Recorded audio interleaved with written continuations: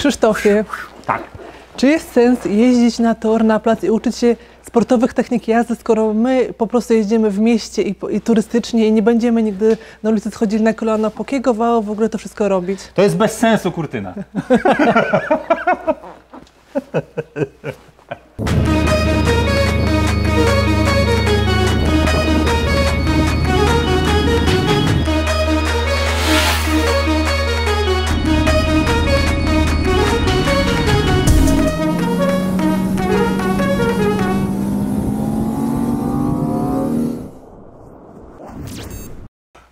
Krzysztofie, ponawiam pytanie, czy to, że potrafisz schodzić na kolano na jakimś placu, na zamkniętym obiekcie, albo to, że czy czyni to ciebie lepszym, bezpieczniejszym, fajniejszym, bardziej przystojnym motocyklistą?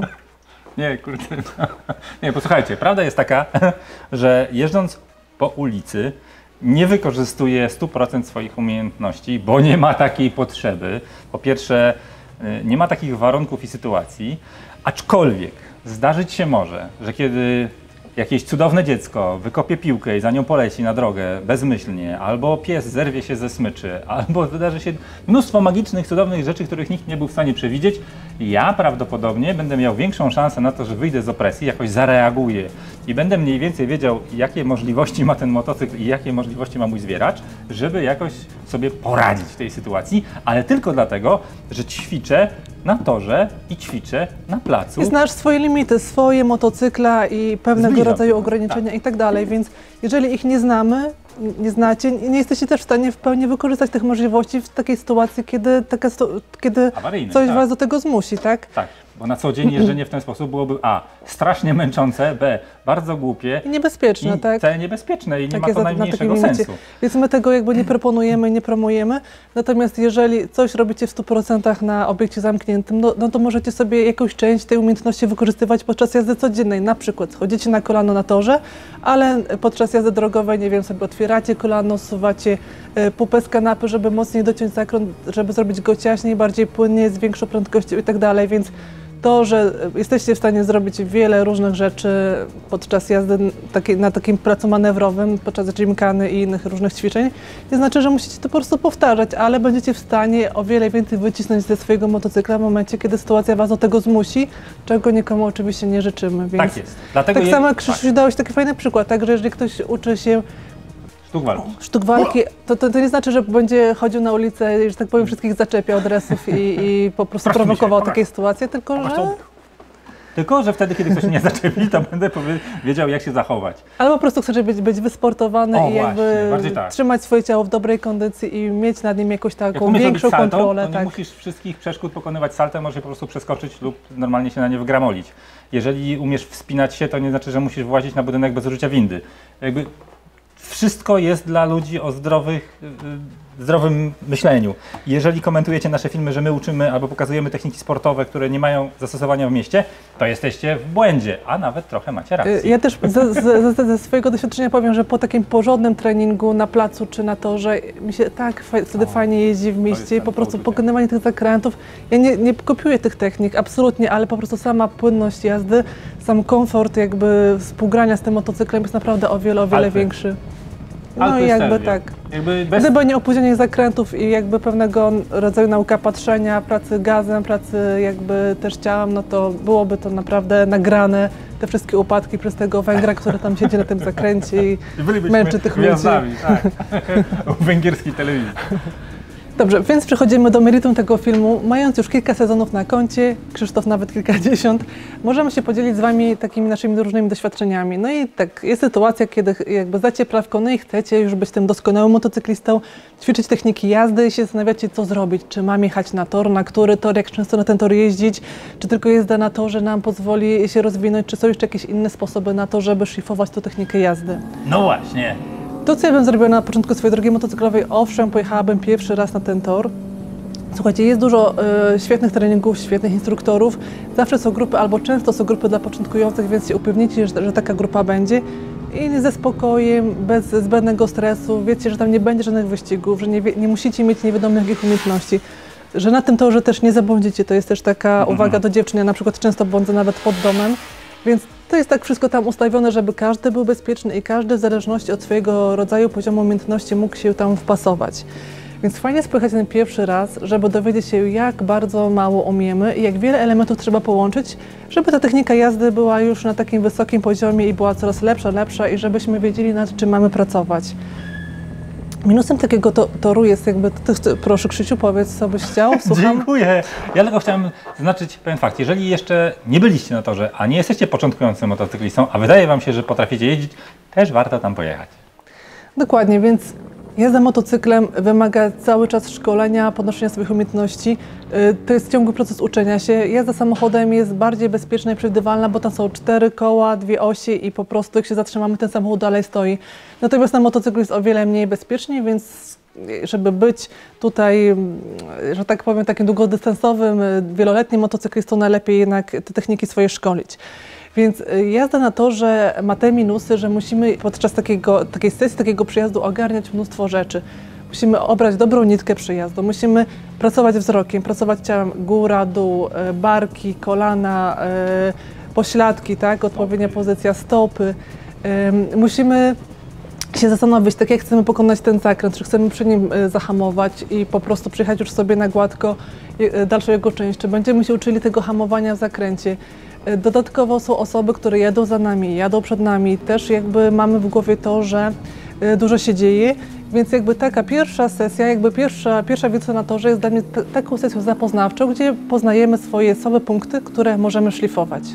Czy zgadzasz się ze mną? Absolutnie zgadzam się z Tobą. Dodatkowo trzeba też brać pod uwagę temperament i osobowości różne, które tam się pojawią i nie lękajcie się, po to są instruktorzy, po to są flagowi, po to jest cały właśnie ten anturaż dookoła tego, żeby każdy czuł się bezpieczny podczas takiego procesu edukacyjnego i żeby każdy też wyniósł z tego coś dla siebie i nie chodzi mi ani o krzesło, ani o ekspres do kawy. Tak, są też różne programy takie treningowe, na przykład jest tak, że jedna sesja polega na tym, że uczymy się przyjazdu, obrania dobrej nitki przyjazdu, tak? Druga sesja uczymy się patrzenia, tak? Trzecia uczymy się na przykład prawidłowej pozycji górnej części ciała i tak dalej, i tak dalej. I super, to są wszystko świetne etapy. Ja po takiej pierwszej przyjażdżce na tor udałabym się od razu na plac i po kolei ćwiczyła sobie różne elementy, które mi lepiej lub gorzej wychodzą. Dlaczego na plac? Na placu możecie sobie ustawić, nie wiem, różne rodzaje scenariuszy i różne zakręty. Na przykład jeżeli jesteście na torze, no to macie problematyczny zakręt, więc musicie przeczekać na przejechanie całej nitki, jakby całego okrążenia, żeby znowu sobie poćwiczyć ten trudny zakręt. A na placu możecie go sobie ustawić i po prostu rząd pod rząd i raz po razie po prostu ten trudny zakręt sobie trenować. I wtedy nie musicie się skupiać na tym, że ktoś jedzie za wami, przed wami, że przepołujecie ten zakręt, bo możecie go przepołować, jeżeli na placu macie dużo miejsca i możecie sobie wyjechać, powiedzmy, za jakieś tam umowne linie bez żadnych tutaj konsekwencji. Albo możecie sobie spróbować inaczej go pokonać źle, dobrze, nie wiem, z hamowaniem, bez hamowania, z patrzeniem, bez patrzenia. Możecie sobie właśnie ten jeden element ćwiczyć na wiele różnych sposobów i to jest piękne. Bardzo piękne, a dodatkowo ulubionym moim ćwiczeniem na placu, które okazało się fantastyczne w użyciu go na torze potem i w użyciu w codziennej jeździe de facto, bo o to chodziło, była 8. To jest ćwiczenie, które dla mnie było, a się ludzie dziwili, na cholerę, Krzychu, robisz przez godzinę 8.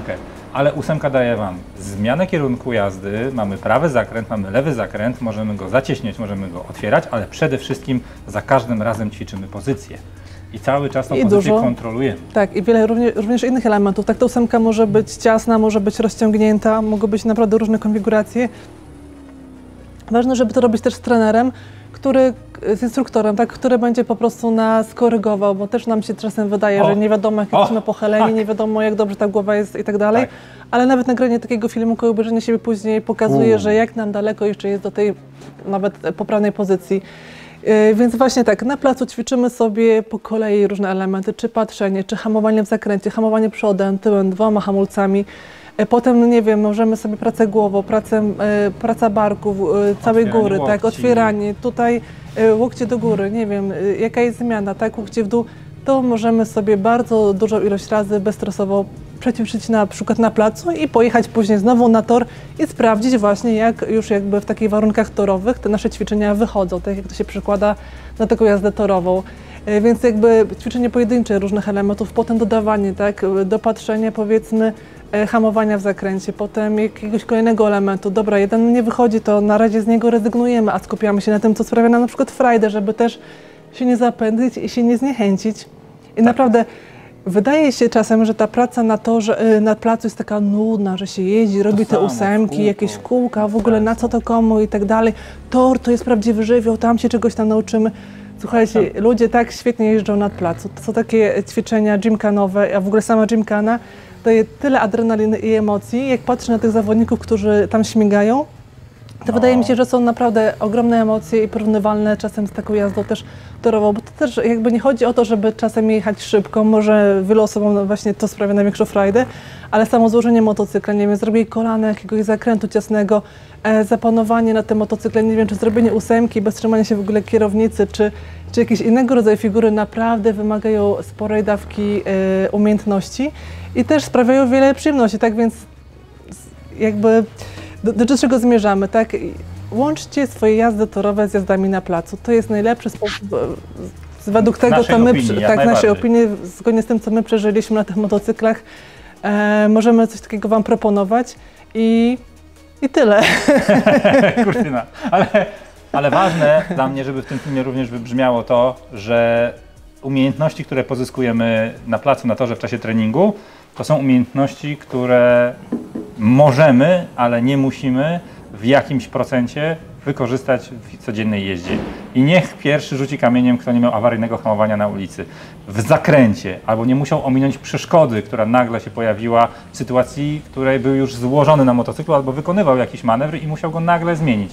I tego typu scenariusze łatwo jest ćwiczyć na placu, a umiejętności, które zdobywamy nawet nie trenując takich karkołomnych już rzeczy, że ominięcie przeszkody, nagle coś tam, tylko świadomość tego, jak to zawieszenie się skompresuje, jak ten motocykl zareaguje, jeżeli wykonamy jakiś manewr, na ile nas stać, jeżeli jeszcze mamy kontrolę, przy jakim złożeniu, przy jakim natężeniu działania jakby tych wszystkich sił, które panują na opony.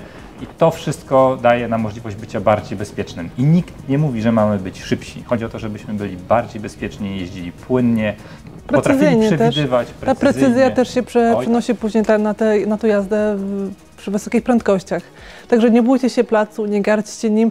Naprawdę może podnieść waszego skilla o wiele więcej niż, nie wiem, nie wiadomo ile sesji na torze. Bo jeżeli macie jakąś blokadę i coś robicie źle na torze, to często też nie macie takich możliwości, żeby wypracować jakby dosyć szybko swój błąd, go przepracować i poprawić.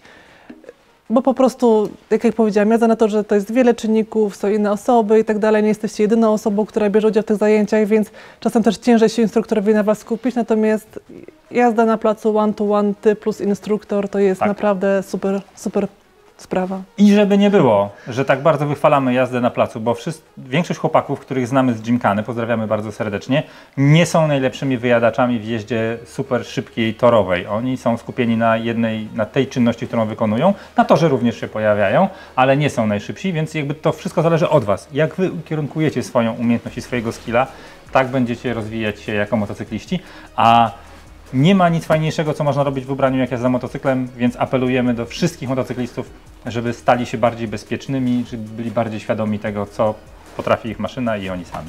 I panowie, nie chodzi o to, żeby zawsze być szybkim, czasem im dłużej, znaczy tym przyjemniej. Dobra, kończmy już. Na razie.